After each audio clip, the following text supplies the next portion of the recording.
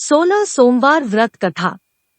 भगवान शिव अपनी पत्नी पार्वती के साथ एक बार घूमते हुए धरती के एक शहर पहुंचे। वहां शिव जी का एक बड़ा सा मंदिर राजा ने बनवाया था। शिव पार्वती दोनों को वह मंदिर पसंद आया, इसलिए दोनों वहीं रहने लगे।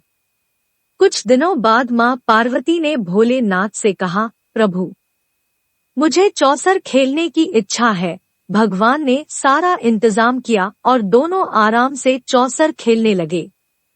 तभी वहां मंदिर के पुजारी आ गए। पुजारी को आता देख मां पार्वती ने पूछा, आप बताइए, हम दोनों में से कौन यह खेल जीतेगा? जवाब में उन्होंने कहा, महादेव ही जीतेंगे। जैसे ही चौसर का खेल खत्म होने लगा तो पार्वती मां जीत गई। माता पार्वती ने पुजारी की बात गलत साबित होने पर उन्हें झूठ बोलने की सजा के रूप में श्राप देकर कोढ़ी बना दिया। फिर पार्वती शिव जी के साथ कैलाश लौट गई। अब लोग उस कोढ़ी पुजारी से दूर भागने लगे।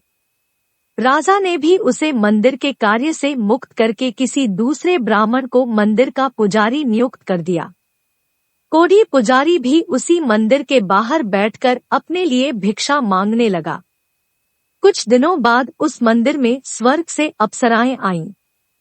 पुजारी को देखकर उन्होंने उसकी हालत का कारण पूछा। उसने मां पार्वती द्वारा मिले श्राप के बारे में उन्हें बता दिया। सारी बातें जानने के बाद अप्सराओं ने पुजारी को पूरे 16 सोमवार तक विधिवत व्रत रखने के लिए कहा। पुजारी को इस पूजा की विधि नहीं पता थी, तो उसने अप्सराओं से इसके बारे में पूछा। उन्होंने बताया कि हर सोमवार को सूर्योदय से पहले उठना होगा। फिर नहाकर साफ कपड़े पहनने के बाद गेहूं के आटे से 3 अंग बनाना। उसके बाद घी से दीप जलाते हुए गुड़, बेलपत्र, अक्षत, नैवेद्य, फूल, चंदन, जनेऊ लेकर संध्या के समय सूर्यास्त से पहले प्रदोष काल में भोले बाबा की पूजा करना। पूजा करने के बाद एक अंग शिव शंभू को अर्पण करना और एक खुद ग्रहण करना। उसके बाद बचे हुए अंग को आसपास के लोगों में प्रसाद के रूप से बांट देना। इस तरह पूरे 16 सोमवार करने के बाद 17वें सोमवार को आटा लेकर उसकी बाटी बनाना। फिर उसमें घी के साथ गुड़ डालकर चूरमा तैयार करना।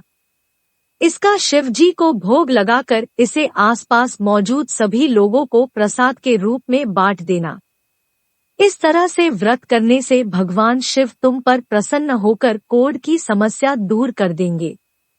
ये सारी बातें बताकर सभी अप्सराएं स्वर्ग लौट गई।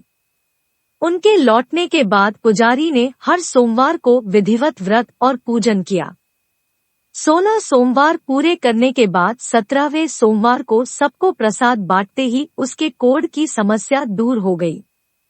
पुजारी के ठीक होने पर राजा ने दोबारा उस मंदिर में पूजा पाठ करने का जिम्मा उसे सौंप दिया। होते होते एक दिन दोबारा भोलेनाथ अपनी पत्नी पार्वती जी के साथ उसी मंदिर में पहुंचे।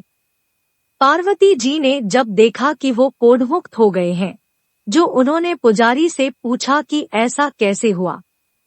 जवाब में पंडित ने उन्हें 16 सोमवार व्रत करने की अपनी कथा के बारे में बताया। पुजारी की बात सुनकर मां पार्वती काफी खुश हुई। उन्होंने भी 16 सोमवार व्रत रखने की ठान ली। इसके लिए मां पार्वती ने पुजारी से पूरी विधि जानी और अपने नाराज बेटे कार्तिकेय को वापस पाने के लिए नियम से व्रत करने लगी। 17वें सोमवार को जब उन्होंने सबको प्रसाद बांटा तो उसके कुछ दिनों बाद ही कार्तिकेय लौट आए।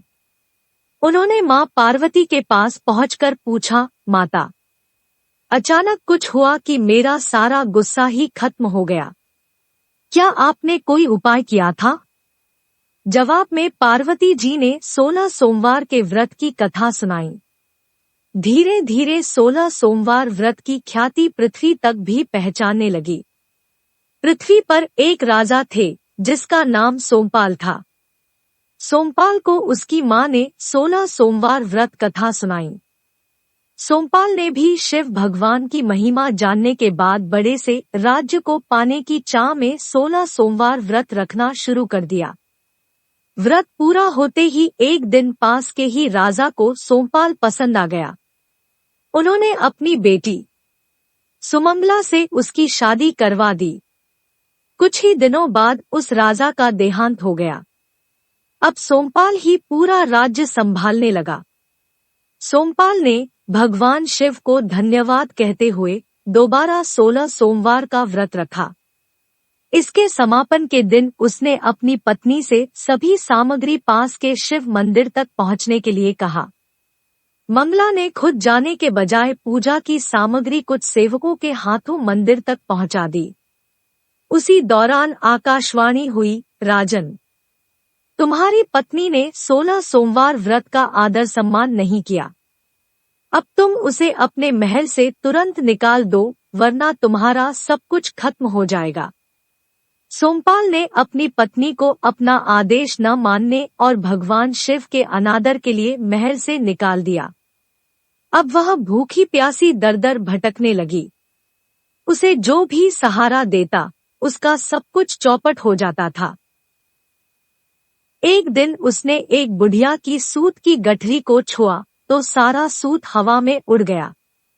फिर उसे एक तेनाली ने रहने के लिए घर दिया तो उसके सारे तेल के मटके खुद ब खुद टूटने लगे। ऐसी मनहूसियत को देखते हुए हर किसी ने उसे अपने यहाँ से निकाल दिया। अब उसकी कोई मदद नहीं करता था। प्यास के मारे जब वो किसी नदी के पास पानी पीने के लिए पहुंचती तो वो नदी सूख जाती। फिर एक दिन वह जंगल में पेड़ के नीचे छांव पाने के लिए बैठी। उसी वक्त वह पेड़ सूख गया। देखते ही देखते सारे हरे भरे पेड़ सूखने लगे।